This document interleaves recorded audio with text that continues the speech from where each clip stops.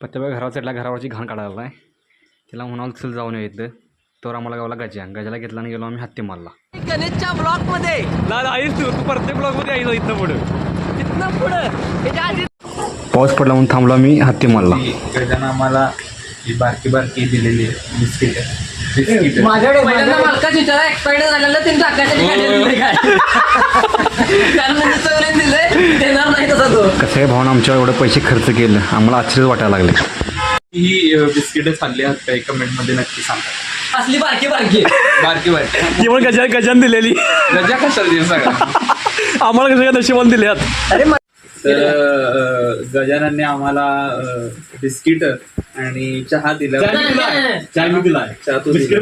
biscuit आम्हाला बारकी दिल्यामुळं प्रत्येकी 20 रुपयाला होतं ते 4-5-20 याला धरून आम्हाला 5-5 रुपये आमच्या खर्च केल्याबद्दल यासीन यांच्यातर्फे गजाननचा आम्ही